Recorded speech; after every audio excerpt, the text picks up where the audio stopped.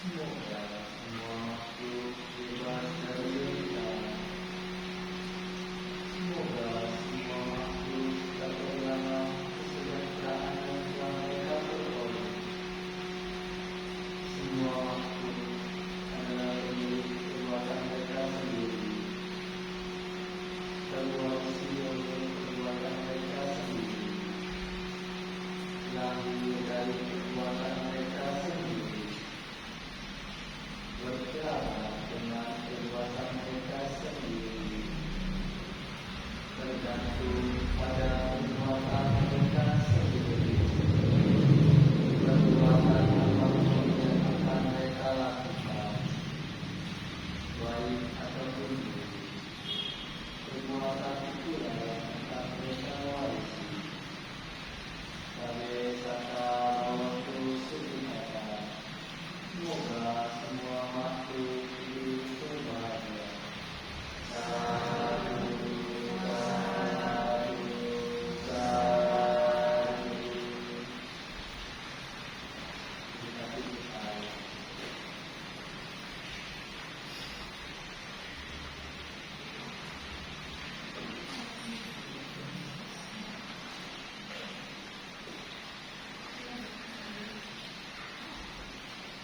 Sudah ada masalah nama dari saya Namo Buddhaya. Untuk selanjutnya saya harus sudah hadir. Mari kita mendengarkan nama dari sana yang kami dipimpin oleh Namo Aan Perumahan. Waktu dan tempat saya persilakan.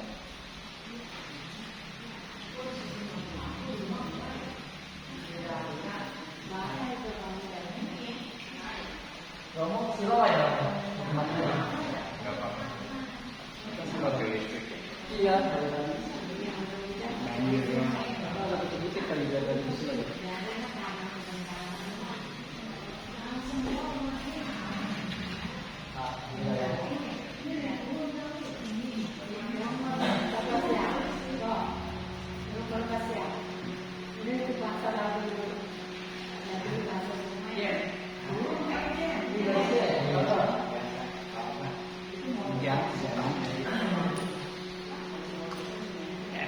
Hujan depan.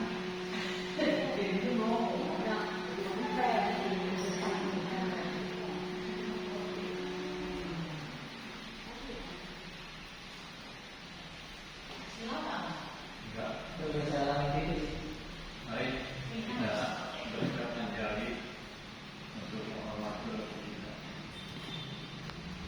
Namo tassa bhagavato arahato sama sambuddhassa. Namo tassa bhagavato arahato sama sambuddhassa. Namo tassa bhagavato arahato sama sambuddhassa. Selamat malam, Namo Buddhaya. Iya, malam ini saatnya hujan. Banjir. Jadi sebenarnya saya mau kemarin enggak, maksudnya dari umat ternyata wah semangat bapak ibu masih datang, apalagi mungkin Pak ya dari jauh. Baik, hari ini saya ingin mengenalkan mengenai mengatasi kebencian.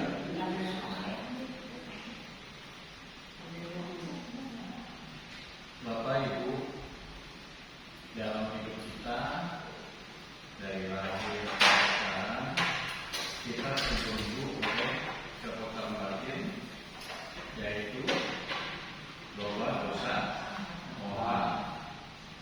Di antara tiga itu yang paling berat itu adalah moha. Setelah itu baru kebencian. Kenapa dikatakan kebencian nomor dua beratnya?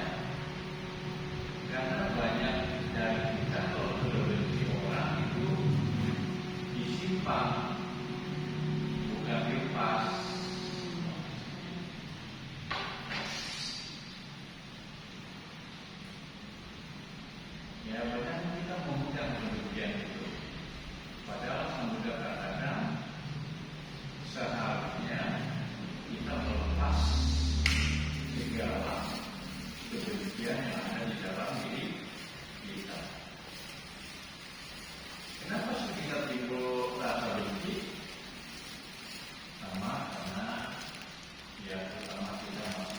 sana sudah pasti ego yang bermain. Ya, kita mempunyai indera-indera dari ucapan orang kita dengar, kita tersinggung, timbul benci. Dari penglihatan kita tidak suka sama orang, timbul kebencian. Ya. Apalagi dari hal-hal yang lain, ya, dari lidah juga bisa kan? Bisa nggak dari lidah kita benci sama orang? Mana orang tua masak nggak enak, atau ada orang masak nggak enak, tidak timbul tidak suka, bisa, ya. Bukan indera-indera kita yang salah adalah kita meresponnya dengan hal-hal yang negatif. Nah, sifat benci seseorang itu ada 3 tingkatan. Yang pertama adalah ingat, ada orang marah sebentar sudah hilang. Ya. Yang kedua, sedang ada orang marah timbul benci sampai sehari, 2 hari, seminggu selesai. Nah, ini yang berat. Orang marah timbul kebencian bahkan sampai bertahun-tahun, ya, sampai bertahun-tahun kita benci orang, asli dendam. Begitu lagi duduk tenang, ingat timbul benci. Padahal orang yang menyakiti kita sudah melupakan, ya. Ini, jadi kita mau yang mana nih tingkatan kita? Ya, mau tetap menyimpan kebencian sampai akhir hidup, atau begitu terkena langsung dilepas, ya. Ini. Nah, banyak dari kita sering bermain di perasaan benci ini, ya. Gitu. Coba kita ingat-ingat, kalau kita punya teman sudah puluhan tahun berteman, dia sering melakukan hal-hal baik pada kita, satu saat dia menyakiti kita, nah, kebaikan yang dia pupuk bertahun-tahun akan lenyap. Kita ingatnya dia pernah nyakiti saya, jadi perbuatan baik dia kepada kita hilang. Nah, ini kebanyakan makanya kalau di lambang Taoisme, ya, di bayang dalam lingkaran kita ada putih, yang putih ada di hitam, Taoisme. Nah, kalau lingkaran putih ada seperti hitam, seharusnya kita banyak melihat yang putihnya dan hitamnya, tapi kebanyakan kita melihat hitamnya. Jadi kebanyakan kita melihat kesalahan orang lain daripada kebaikannya. Ini, ya. Oleh karena itu saya boleh katakan ada hal-hal yang harus diperhatikan untuk mengatasi rasa benci ini. Yang pertama adalah coba setiap hari Anda dalam berperilaku, berbuat, berkata, berpikir harus menggunakan sati atau perhatian, ya. Karena kalau kita sudah berbuat salah, kita menyakiti orang, kayaknya kata maaf nggak bisa menghapus. Karena orang kadang-kadang kalau sakit hati kita minta maaf pun mungkin jalannya, mulutnya dia bilang ya saya maafkan,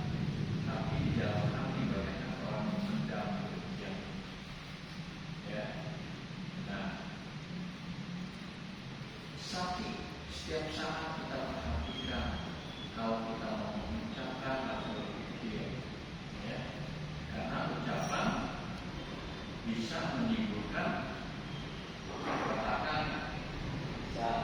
Bisa ya, contohnya kayak kemarin itu apa yang terjadi?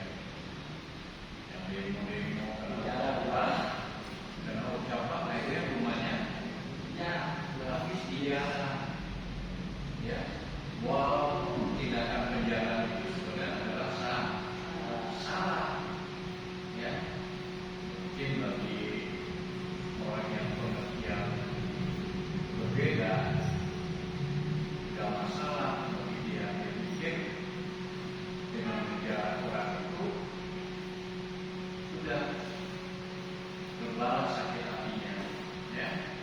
Nah ini, jadi jaga ucapan, karena dari ucapan bisa timbul perbuatan, dari perbuatan timbul apa yang lain. Ini. Yang kedua adalah untuk menangani kebencian. Cobalah sering di dalam hati atau di dalam pikiran selalu mengembangkan meta, ya. Ya, kalau kita kan sering bilang semoga semua makhluk berbahagia, itu jangan hanya dalam ucapan, coba di dalam pikiran, dalam diri selalu diulang-ulang, ya, sehingga begitu timbul kebencian itu bisa diredam, ya. Biasanya kalau orang yang sering menyakiti kita, biasanya orang dekat, orang jauh, orang dekat, ya, terutama biasanya di sini banyak juga kan ibu-ibu atau bapak-bapak yang punya anak. Nah, laki-laki di rumah yang paling hebat adalah menghadapi anak, ya. Karena kadang-kadang kita orang tua bilang sayang si amanah, tapi kalau sudah anak sudah kelewatan, sayangnya kesel kadang-kadang timbul apa? Marah, pukul, ya. Tapi sekarang zaman sekarang, generasi sekarang hati-hati loh, Pak. Kita orang tua kalau pukul anak bisa dilaporin. Dulu mungkin zamannya saya mungkin Pak, waktu sekolah dulu sering kan pukul kita, ya. Kalau kita salah pukul. Zaman sekarang coba guru mukul murid, dilaporin. Iya, dilaporin. Nah ini zamannya sudah berubah, ya. Mendidik anak, mendidik orang-orang siapa itu sudah berbeda, ya, sudah berbeda. Nah itulah, kalau anak atau orang di luar kita menyakiti kita rubah pola pikir kita, ya. Ada orang mendidik kita pola pikir kita rubah. Oh ini mungkin mendidik kita supaya kita lebih tambah maju, ya. Jangan bilang dia mau menjatuhkan saya. Kalau bilang menjatuhkan saya pasti timbul kebencian. Tapi kalau bilang oh dia ingin supaya saya lebih baik, supaya saya lebih maju lagi. Nah ini, jadi meta selalu dikembangkan, ya. Selain itu yang Buddha katakan adalah kanti atau kesabaran, ya. Biasanya orang timbul emosi, timbul rasa benci karena tidak sabar, ya.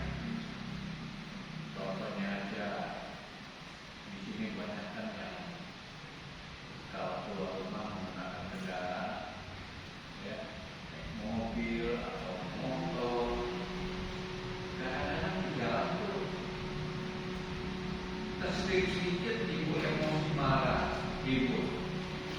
Ya, saya pernah kejadian ya, kenalan saya ada ibu-ibu naik mobil, mungkin dia baru belajar makan jauh gitu kan. Saya agak marah, tapi saya bilang, baru belajar mobil ya. Saya tanya begitu, nggak keluar kata-kata apa-apa. Cincinnya apa? Kita marah, dia bilang, iya kok, saya baru belajar. Saya jadi ketawa, marah, dia jawab gitu. Ya, coba kalau dia marah, emang apa? Pasti emosi kan kita. Tapi dia jawab begitu, ya udah, saya jadi ketawa juga. Dia nggak mau muda juga kali kamu. Iya. Kenapa? Mungkin Kalau kamu yang lain mah berani. Masalahnya apa gitu kali ya? iya.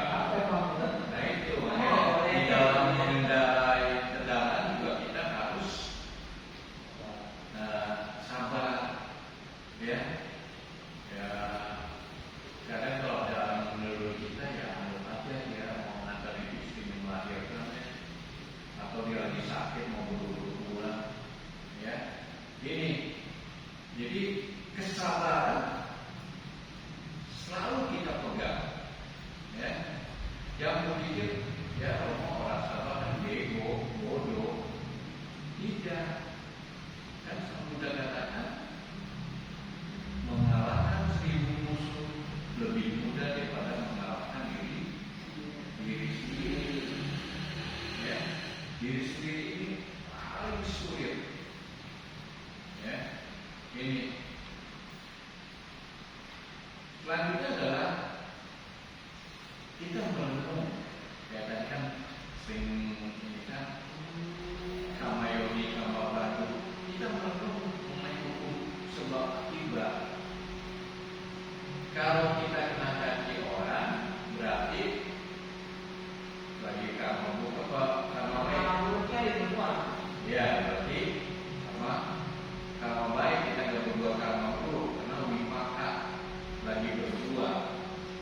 Ya, tapi kalau kita balik marahin itu orang, ngomongin orang, berarti kita berbuat karma baru, karma buruk. Ini kan sebenarnya kita mau nambah, mau kurang sih. Ya. Kalau mau kurang ya mulainya ya Kurangin emosi ya. ya kurangin Kurangin emosi. egois. Bukannya Tapi sulit. iya, jadi kurangin emosi juga enggak mau kalau orang kurangin emosi berarti kayak orang lemes kurang makan. Yang sama gitu yang nggak semangat. Itulah sabar. Ya, ya saya sih dulu kerja di lapangan pernah sekali waktu dicaci maki sama yang punya toko, saya diam aja kayak orang doang, diam aja. Setelah dia puas, dia tenang, baru saya jelasin, akhirnya malu sendiri. Ya, saya coba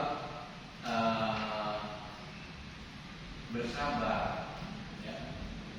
Nah, ini juga saya terapkan kalau menghadapi anak-anak sekarang mulai ngomong keras sama kita.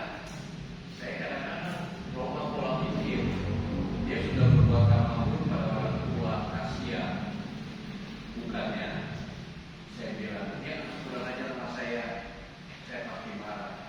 Enggak, saya berubah pola pikir. Sehingga apa? Ya oke, paling nasihatin aja. Nah ini, ya. Jadi pertemuan terhadap hukum karma itu sangat baik. Ya, kamayoni, kamabadu segala semuanya itu adalah kembali pada kita. Ya, tidak karma itu tidak akan meleset. Tidak ada karma orang tua turun pada kita. Tidak ada karma orang lain bisa ke kita. Nah, semua adalah apa yang kita berbuat hasilnya pasti akan kita terima. Ya, tidak yang meleset. Makanya sebagai umat Buddha, segala sesuatu yang datang pada diri kita terima, pelajari. Jangan selalu mencari kesalahan orang lain. Ya, itu. Jadi misalnya kita lahir di keluarga tidak mampu, jangan menyalahkan orang tua yang tidak bisa nyari uang. Orang tua sudah berusaha kali, tapi kalau memang kehidupan dia kali ini jadi orang yang pas-pasan,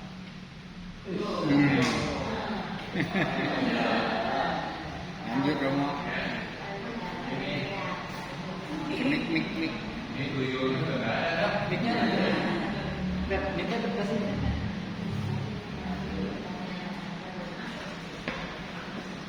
Ya, itu yang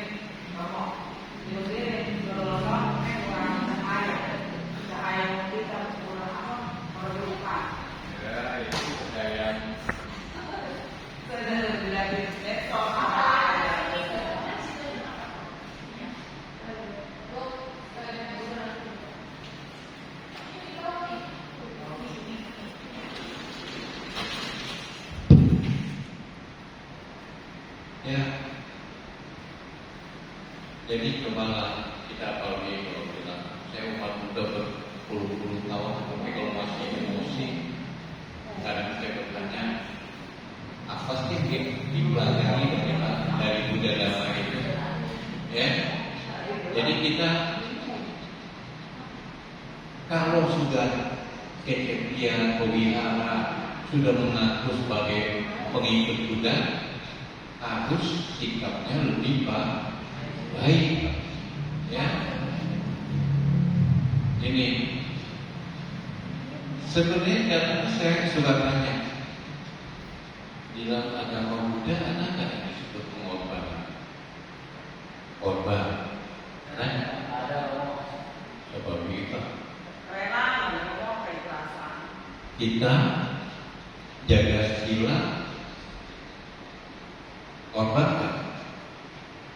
Coba kalau ada teman enak-enakan mencuri, korupsi di kantor kita nggak mau, gimana? Ya, itu kita korban juga. Kita menahan gejolak. Kan maunya orang makan enak kan? Lihat teman tiap minggu ganti HP, kita HP-nya jadul. Nah ini, jadi yang disebut korban dalam agama Buddha adalah kita mengatasi diri kita agar kita melanggar sila, tidak melanggar dhamma, bukan korban seperti tetangga kita, beda. Ya, ini. Jadi coba perenungan, ya, hukum karma diperkuat. Seorang umat Buddha kalau hukum karmanya sudah kuat, dia tidak akan menyalahkan di luar diri dia. Ya, tidak akan menyalahkan. Nah, lalu yang terakhir adalah kita merubah pola pikir kita yang harusnya buruk, input masukan buruk kita rubah menjadi pola pikir jadi baik. Tadi kan saya pernah singgung. Jadi kalau ada orang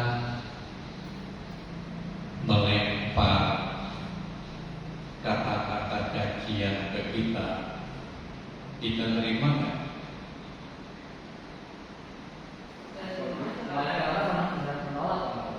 Menolak. Kalau kita misalnya dikatain maaf, dikatain bodoh, atau kalau dikatain binatang monyet, marah nggak? Marah. Kalau saya enggak.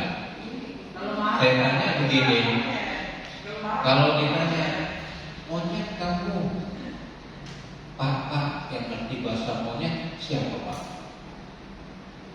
Monyet juga kan? Berarti kita sama Pak. Iya kan? Apalagi kalau bilang, oh dasar kamu kaya. Oh iya. Kalau kaya udah mirip belum? Belum. Mendingan saya marah kalau dibilang kata kaya orang. Kalau kaya orang mau jadi orang. Ya. Jadi rubah mindset kita. Jangan mudah tersinggung. Ya. Banyak orang di luar sana kalau mau menjatuhkan kita, terutama maaf, apalagi kalau wanita itu ya, sudah dandannya sudah bagus, bajunya bagus, pokoknya udah bagus lah. Coba ada yang bilang, ya kamu marah nggak? Marah nggak? Iya, biar jelek juga emang tahu. Ya, kalau orang yang percaya diri, kalau yang nggak percaya diri, Jadi nanti katanya juga ada sakit ya, makanya dia cuma Itu wanita kan lebih sensitif ya, Pak. iya. Karena kan wanita itu perasaannya halus, mukanya tebal. Kenapa? Jangan tahu dulu, pakai bedak. Cowok kan kagak. Nah, kalau bercanda ya. Maksudnya kalau kita di dalamnya lebih sering wanita ya. Kalau mengenai kita pakai kata-kata yang jelek atau gimana daripada laki-laki. Lebih banyak wanita jalan mainnya emosi. Iya, perasaan mainnya. Coba deh, kalau suami istri, udah suami istri puluhan tahun, lebih cemburu mana cewek sama cowok? Ayo, cowok. Cewek. Cewek. Iya. Padahal udah puluhan tahun suami istri, mau apa lagi? Ya kan? Ya itu. Padahal kalau sudah rumah tangga puluhan tahun, kayaknya cinta nggak kayak zaman dulu deh. Kayak pacaran kita yang bertubuh-tubuh. Kalau udah suami kita udah kasih sayangnya udah kayak udah kasih sayang ya. Bukti apa ya? Iya. Udah beda. Ya. Ini. Ya. Jadi cobalah kita harus bisa merubah pola pikir kita. Ya. Jangan hidup jadi beban dengan kebencian-kebencian. Ya. Mulai kita rubah pola pikir. Kita berpikir apa sih untungnya kita benci? Gak ada untungnya. Ya. Saya nih istri di rumah udah tegang banget. Kenapa? Dia takut kaki luka, takut kena potong. Saya bilang tenang aja, jangan terlalu tegang. Hidup ini saya masih bisa bercanda-bercanda. Ya. Yang penting ya saya harus kurangin makan, kurangin masukkan karbo. Karena diabetes diobati kayak apa juga susah. Ya, hanya asupan makanan yang bisa diubah. Ya, baik. Ini yang coba saya utarakan. Mungkin kita tanya jawab lebih seru. Ya, silakan. Ya. Tapi kan kamu bilang kalau karma itu kan nggak besar. Itu memang dari karma masa lampau bisa diubah di masa mendatang gitu. Berarti kalau dalam versi agama Buddha itu karma itu kekal ya, maksudnya nggak berubah, tetap gitu maksudnya ya. Bukan kekal, ada efeknya. Hanya saja ada karma-karma kecil yang bisa bisa terhapus. Misalnya, ya mungkin sulit ya ininya ya. Kayak saya, istri saya pernah bilang seminggu ini kita akan kecelakaan dan salah satu dari kita akan meninggal. Saya sama istri saya nggak diem di rumah ngurungin, nggak keluar. Tapi dalam seminggu ini kita berbuat baik dengan apa? Berdana makan pada ibu. Hari ke-7 benar, saya nabrak mobil. Ya, mobil juga belok nabrak saya juga nabrak dia, habis. Saya kecelakaan, bawa ke usada. Di usada bilang enggak Pak, geger otak. Saya bilang saya nggak geger otak, karena saya ingat kejadiannya dari awal sampai ke usada. Saya ingat, cuma saya mau muntah kenapa? Karena saya masuk angin. Tapi tetap ada orang ya udah orang mata sobek sini. Mau digait, dibagusin nggak usah dokter, yang penting rapat aja. Saya punya istri, nggak usah bagus-bagus lah, nggak apa-apa, ya kan? Ya digait. Ya awal-awal sih ada tanda, tapi lama-lama tanda itu hilang. Jalan. Nah itu berarti kita mengurangi wipaka buruk yang berat dengan berbuat baik, bukan diem. Karma itu bukan takdir. Jangan bilang karma sama dong kalau mau kayak takdir. Enggak. Anda sekarang 5 orang nih, ada orang miskin punya anak 5. Kalau karma itu takdir, 5-5-nya pasti hidup miskin. Tapi yang 5 anak ini dia berusaha, dia merubah wipaka karma dia, kemungkinan ada nggak jadi orang kaya? Jadi karma bukan takdir, karma bisa dirubah. Wipaka, maksud wipaka bisa dirubah, tergantung wipakanya berat atau tidak. Nah, kalau yang nggak bisa dirubah, ya wipaka yang kalau kita melakukan pembunuhan pada orang tua.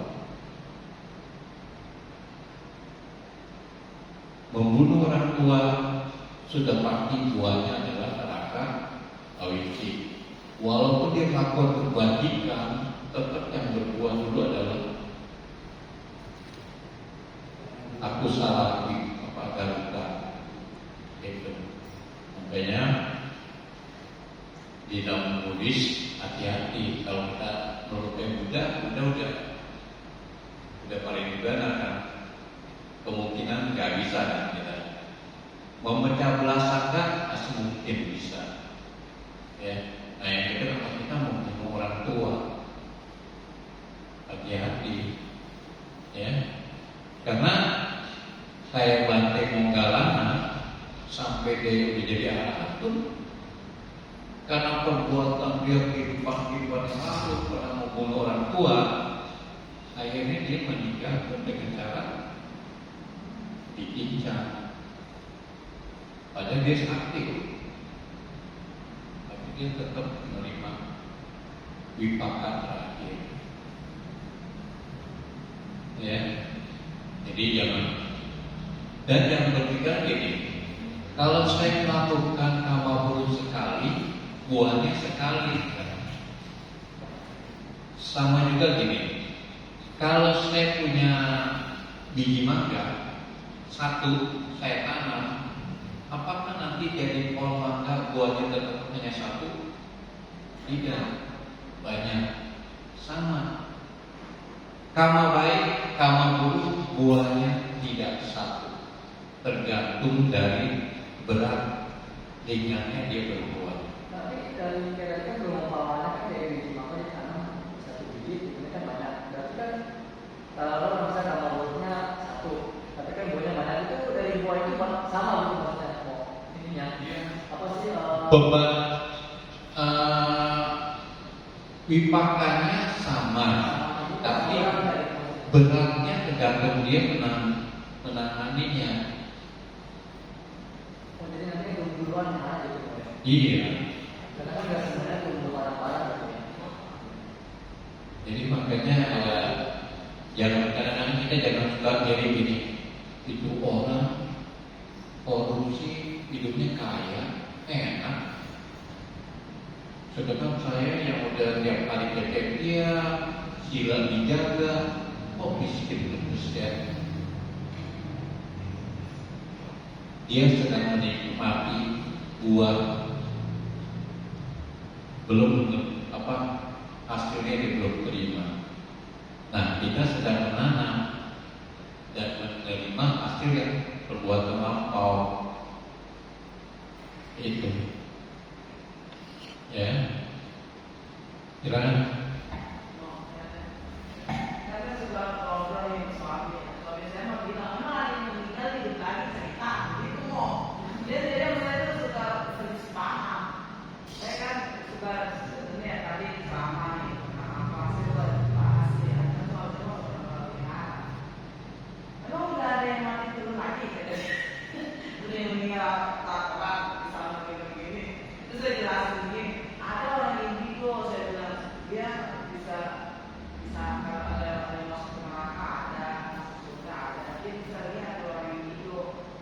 Tapi orang yang hidup itu kan mungkin dia udah pernah mati, terus dia ada kelebihan. Saya jelasin cuma seperti itu mau. Tapi itu susah kalau ngomong nggak sepaham. Ini kadang orang ada nggak percaya gini. Percaya nggak ada makhluk halus? Nggak percaya. Kenapa? Karena nggak bisa lihat. Tapi bagi orang yang bisa melihat dia ada. Sama juga, kamu percaya nggak ada udara? Udara nggak kelihatan kan? Tapi bisa dirasakan. Nah seperti itu. Sang Buddha nggak mungkin menjelaskan hal-hal yang tidak ada. Ini ada yang berkondisi, ini ada yang berkondisi. Ada makhluk alam bawah, ada yang makhluk atas. Semuanya ada. Cuman bagi orang yang nggak bisa lihat ya susah. Kalau nggak percaya suruh aja suaminya tidur di dekat kuburan. Berani nggak? Ya kan? Itu semua ada. Cuma bagi kita yang nggak bisa melihat, oke kalau mau bisa melihat ya harus lagi meditasi. Justru suami saya nggak percaya adanya setan, aku dia nggak percaya. Kalau saya kan orang kenakutan dan orang ini, saya tahu gimana ada suatu tempat, cuma perasaan doang. Kalau suami saya nggak ada apa-apa. Dia takut tahu saya kan takut. Dia bilang nggak ada apa-apa. Sebagai perasaan takut juga jangan terlalu berlebihan. Dulu saya juga kalau tidur sendiri takut.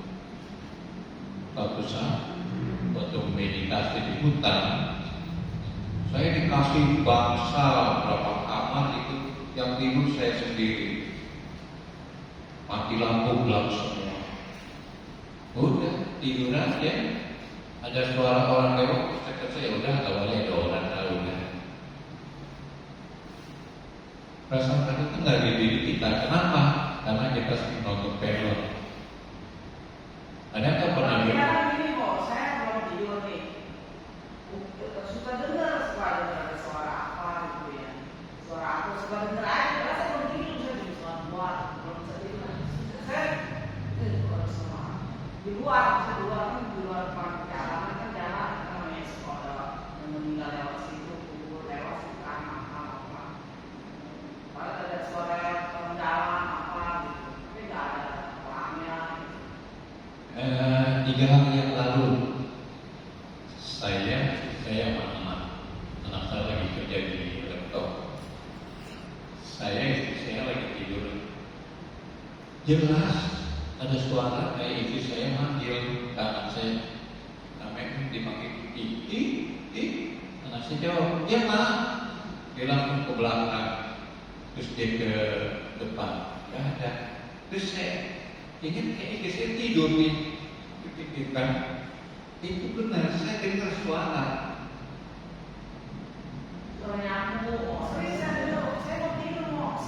Bahkan di rumah saya ada orang lagi benerin rumah, dia merasa diawasin. Ada cewek gua ngawasin. Bagi saya memang saya sih yakin di rumah banyak sih.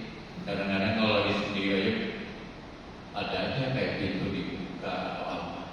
Tapi bagi saya jangan mengganggu lah, udah hidup bareng-bareng. Karena belum tentu kita yang punya rumah. Siapa tahu dia lebih lama di situ. Ya. Biasa aja biar makanya kalau dibacain parita rumah dibaca parita sama Bante nggak usir penghuni. Bante cuma membuat makhluk itu tenang, hidup damai, sudah. Ya, ada makhluk itu juga kadang-kadang bisa mana ya? Pernah ada teman istri saya, dia mau melihat teropong ke rumah gitu kan.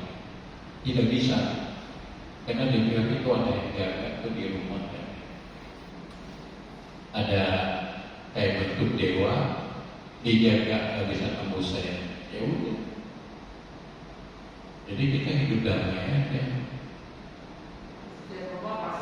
Pasti ada. Ya. Jadi nggak usah takut. Makanya saya mah kalau sembahyang kan sembahyang itu kalau kayak gini gitu ya. Sembahyang kan beda. Nah terus saya suka kalau lagi ada mama saya ada dulu kan suka ada makanan di lantai gitu kayak kita gitu ya. Sama kayak di meja juga cuma taruh di bawah. Itu saya mah kalau pasangnya saya berdoa ya semoga kayak yang di parita semoga itu bahagia semua bahagia itu aja doain. Ya, dalam agama Buddha kita nggak musuhin makhluk. Ya, kita hidup damai. Ya, kalau di orang kan ada dimasukin botol atau apa, karena pengertiannya apa beda. Di dalam Buddhis kita bisa jadi makhluk rendah, tapi bagi dia makhluk itu dicipta ya. Manusia nggak mungkin jadi setan. Ya, itu bedanya. Baik, kalau itu.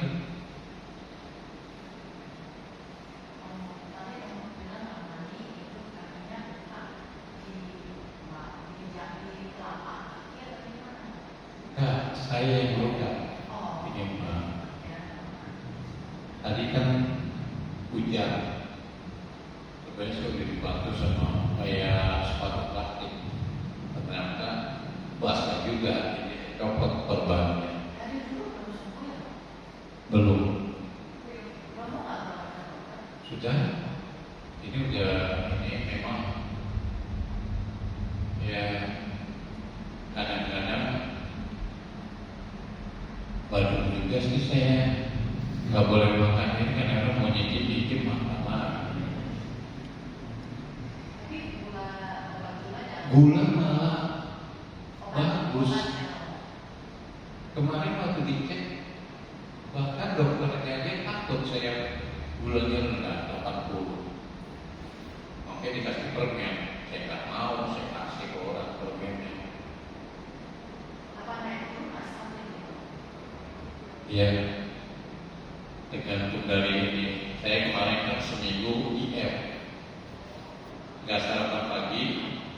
Makan terakhir di makan malam, makan siangnya saya jam 1 jam 2 dan sudah tidak makan nasi lagi. Ya, nasi udah bagi saya udah haram, nggak boleh makan. Sayuran, supaya kalau yang lebih bagus itu hanya makan hewani. Karena karbonya yang harus di stop, termasuk buah-buahan itu mengandung gula. Yang boleh makan buah-buahan cuma alpukat, blueberry apa ya, sama apel. Yang lainnya nanas, gulanya tinggi. Jadi inilah yang dikatakan kama itu kan ada kama pemotong ya. Nah, saya juga udah banyak itu kama pemotong, nggak boleh makan apa-apa.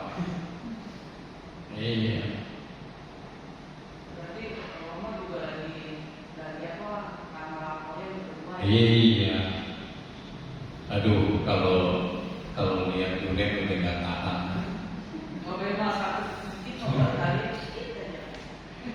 Jadi dikit nanti lebih jadi satu biji. Malah ini ya, lu nyampe gitu ya, nggak usah ya. Jadi yang musuh jadi ya. Jadi Romo banyak musuhnya sekarang. Banyak musuhnya. Dulu Romo sering musuhin kan dulu. Iya. Iya. Saya satu bulan sama darah tinggi udah 15 tahun, gula saya 800, sekarang sudah 125 kemarin. Berapa? 800. Ya, tadi berapa kali nonton 800 bisa pingsan loh. Udah memang Iya, udah setruk. Iya. 120 juga harus dikurangi. Gini loh, gula itu bisa nyerang ke jantung, ke ginjal, darah tinggi. Apalagi semua dia nyerang. Jadi dia termasuk pembunuh secara sembunyi. Darah tinggi saya 125. Iya, itu akibat gula. Dan gulanya turun. Dia gulanya turun. Gula ada 3 macam. Tuh. Ada gula karena karbo yang bisa dicek pakai alat. Ada glukosa dari buah-buahan itu disimpannya di hati. Ada laktosa yang kayak susu apa, simpannya beda lagi. Nah, banyak orang bilang saya cek darah normal, tapi tiba-tiba stroke, gluktosanya atau glukosanya tinggi dari buah-buahan.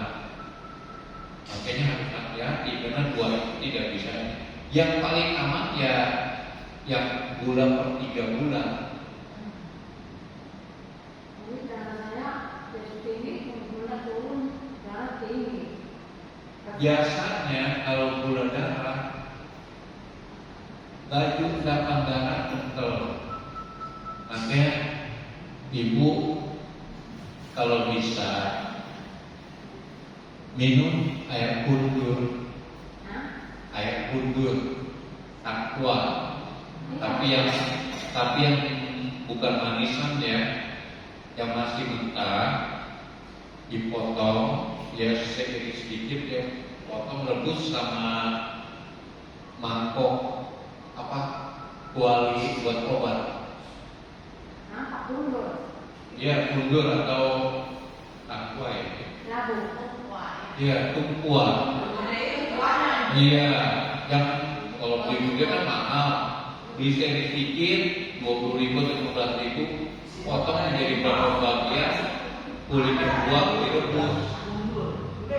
Ya saya suka air kundur di masa kundur. Itu nggak usah ini airnya aja diminum. Suruh minum airnya doang, air buat obat. Kundur saya makan. Gak usah dimasak, kan malah darah tinggi. Soalnya enak itu gulai, tapi gulai Emang jarang makan buah yang manis-manis sih.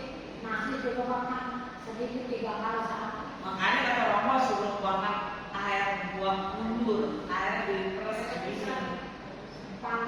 Iya, diparut diminum airnya bukan disaring. Dipotong aja, dipotong kecil-kecil, direbus. Ya, itu obat yang paling murah.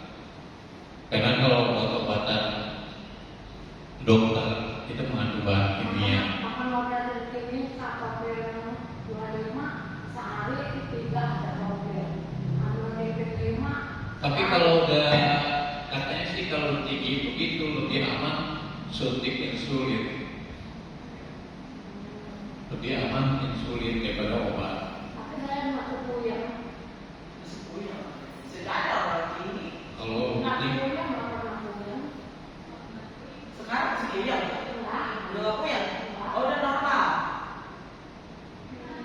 Itu karena kita lagi meditasi kan. itu kena gula, Lagi meditasi mau. kakinya kena gula gitu. Terus malam-malam saya ada bos meditasi ya. Iya, itu kena gula. Kamu udah 6 tahun itu sendirian kamu.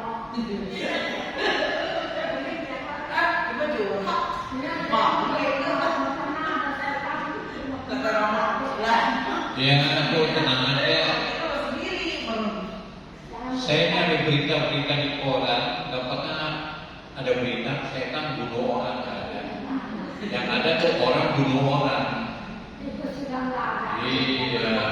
Tapi orang hebat tuh, sini udah normal lah, tinggi udah nggak ada, diabetes udah nggak ada ya, diabetes udah nggak ada kan? Ini cuma 126. Tuh udah normal, hebat ya. Meditasi terus. Nah, Tanggal 12 saya nggak tidur. Kalau ada rapi mau tidur, saya baca-baca lagi. Baca doa kita, Kalau ada tidur, tetap tahu 12 ya. Begitu loh. Mas. ya nikmatnya ya. Yang paling utama orang diabetes itu jangan stres. Iya, Pak. Stres gula bisa naik. Iya. Ya. Paling stres ada yang Iya. makan, sekarang kalau mau Ya. tidur kayak sama anak. bukan di olahraga jalan jogging bisa sembuh kok itu kayak jadi. Tergantung. Ini Kalau kayak kita yang tua-tua paling bisa jalan aja. Jangan lari. mau mati segera pakai tangannya. Iya, itu penyumbatan. 15 tahun tuh saya stroke. Itu gara-gara tadinya. Dari tahun 12 itu ya Pak. Karena gulanya tinggi, jadi penyumbatan. Iya. Dulu pernah ngobrol mundur mau sama kita tahun segar ketinggalan pisah. Orang ngobrol dulu dia ke kiri ojek nyasar. Belum jodoh. Iya. Pokoknya sekarang ini yang muda-muda kalau bisa hindari minuman kaleng ya. Coca-Cola, segala Sprite apa jangan minum. Karena itu Racun. racun. Misalnya di mana kalau nggak boleh? Nah, Oke. Kopi tas. kopi ya dibatasi. Ingat nggak penyanyi yang itu? Bangun tidur. Artinya kenapa? Banyak kopi dia. Basudik. Basudik. Tidur. Jadi ngopi boleh. Ini demo. Hah? Kebanyakan tidur kayaknya. Iya makanya. Iya, Saya sekarang kalau ngopi udah nggak pakai gula. Itu manis. Iya, saya udah manis jadi kelihatan kayaknya udah manis. Semua makan juga udah. Tapi kadang-kadang kayak kemarin masak kacang hijau nggak pakai gula. Orang bilang gak enak ya, bagi saya enak aja udah. Kolang kaling, orang kan biasa dibikin gitu kan. Saya makan mentah gitu ya enak. Ntar ya. Iya. Jadi memang kita kondisi begini ya udah nikmatin aja. Ya. Biasanya katanya kalau seperti itu mah dikukus kacang hijau dikukus kayak di rumah saya dulu makannya kacang hijau dikukus gitu ya. Dikukus mau. Tapi ternyata kacang hijau itu sebenarnya nggak boleh. Ya kok bisa? Kacang-kacang itu mengandung gula. Sama ya namanya. Ya memang siapa Kan katanya hidup di dunia ini jadi manusia itu udah paling bagus, maksudnya di ajaran Buddhis kan paling mulia gitu. Cuma kalau angin kembali itu boleh saat udah kan kan jujur nih, jujur. minum 4 macam, 3 pagi, 3 sore. Ditambah lagi kemarin dari dokter kulit, tubuh daging, tubuh apa pokoknya. Nah, itu tergantung kita lagi sekarang jaga makanan apa enggak. Ngomong itu, ngomong gula basah. Sebenarnya mau beli sih makan di hati gitu, asalnya. Boleh, Ya, cuman saya pikir, asal obatnya harus jalan terus. iya, Jangan lepas. saya cuma pikir mau IF makan siang aja, terus kalau malam sampai jam 8 selesai, supaya kadar gulanya bisa ditekan. Karena kemarin di dokter hari pertama saya cek cuma 85 kadar gula, hari kedua datang lagi 80. Jadi makanan benar-benar seleksi. Tapi ada ini juga sih. Saya dulu nggak doyan pare, sekarang jadi doyan. Tadi labu skim baby, biasanya kan cuma direbus aja kan, dikukus, nikmati enak manis, bisa. Dulu saya paling anti daun-daunan, paling nggak suka. Makanya masih muda tuh jaga-jaga, ya. Tapi dulu mau naik obat mau 100% sering naik usia. Dulu mau obat masa sering masuk itu. Kalau belum naik namanya kan bisa dari diabetes. Iya mah, saya tahu pahit tuh banget sekali. Iya. Balik semua bikin harmoni kali panas. Iya. Padahal hidup udah pahit ya. Bukan pahitnya. Ya, ada lagi. Oke, masih muda jaga kesehatan, ya. Masih muda harus olahraga, ya. Kalau jalan pagi ya jalan keliling-keliling, ya harus olahraga, itu.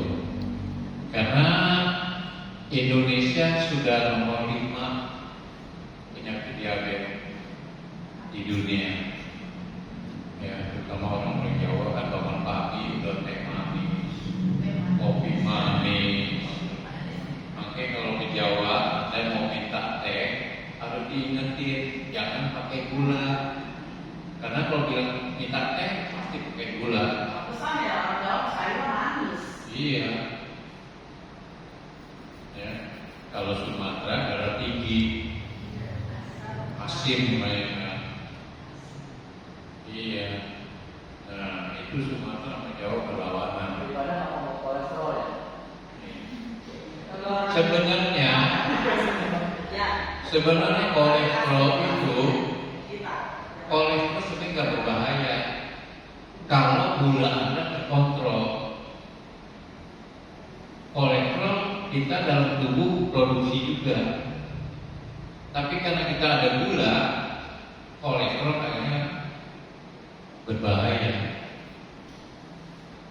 Ya, itu. Oh, Jombo biasa nanya gitu, nanya kok. Mau nanya Romo. Ya. Jadi belum kesehatan.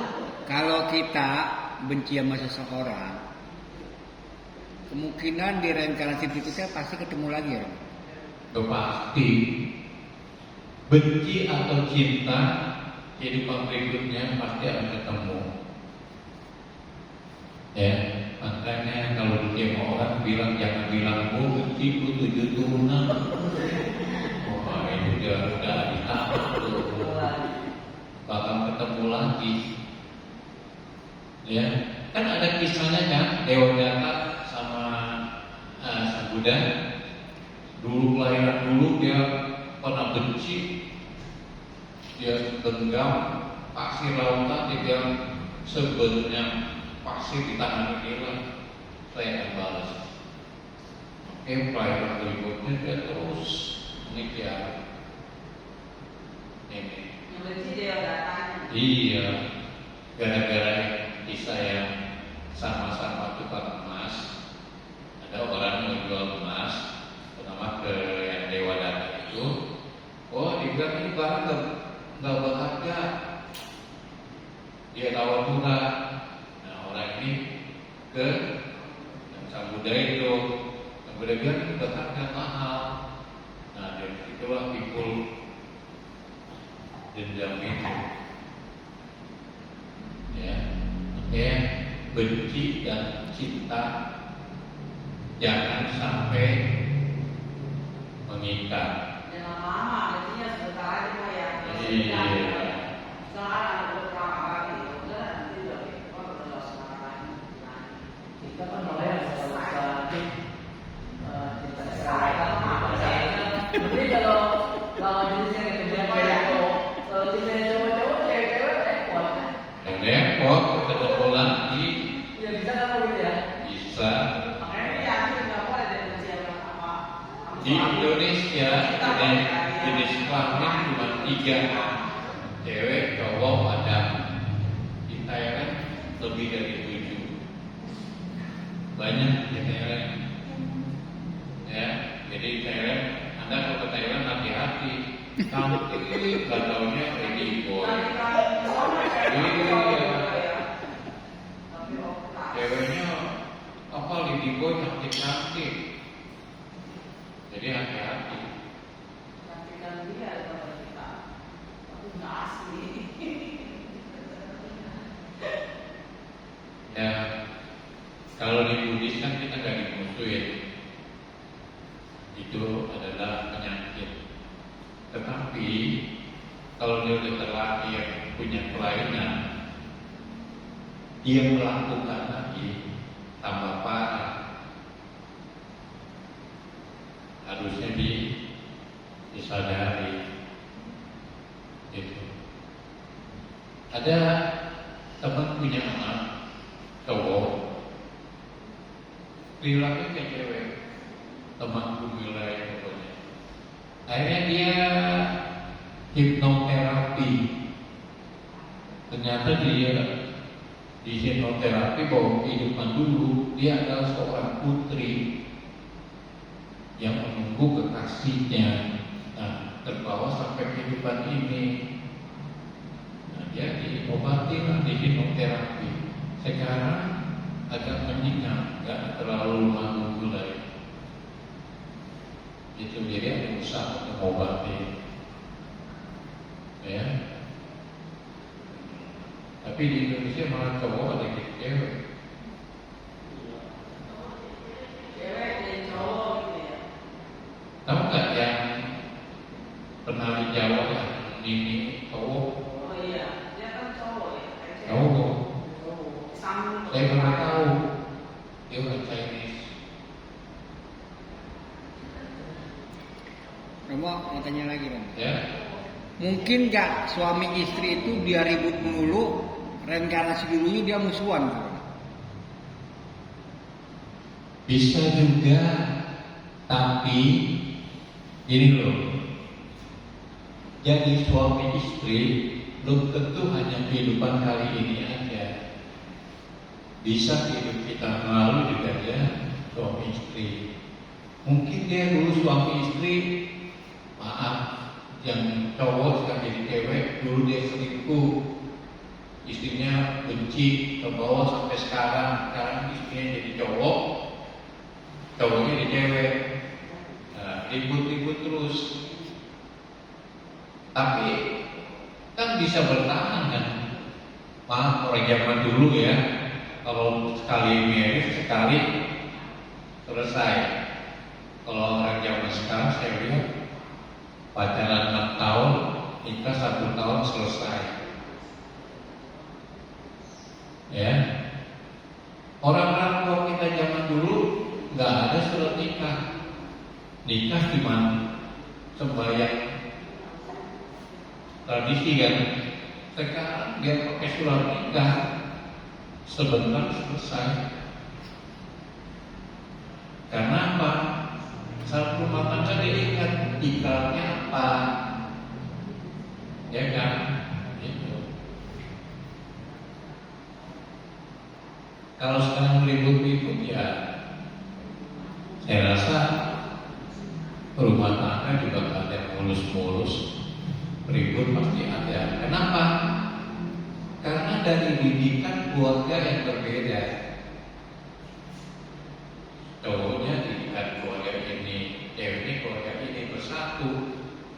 Kebanyakan orang berumah tangga, apalagi orang pacaran, maunya sesuai dengan keinginannya, bukan menyatukan perbedaan. Kekurangannya apa ya harus terima. Kalau mau sesuai dengan keinginan susah, nggak ada yang perfect 100%. Ya Pak. Jadi kalau rumah tangga ribut-ribut nggak apa-apa lah. Yang penting jangan KDA, KDRT, KDA apa? Jangan main pukul. Sebenarnya mah kalau nggak ribut, sebenarnya nggak habis, nggak romantis, nggak ada ribut kecilnya dulu. Iya, mau pengalaman tuh. Kalau di rumah biasa ya, sebenarnya itu agak ini biasa aja, nggak ada apa-apa, nggak ada kamu gimana kok, biar ya. Nggak mungkin lah dalam satu keluarga nggak pernah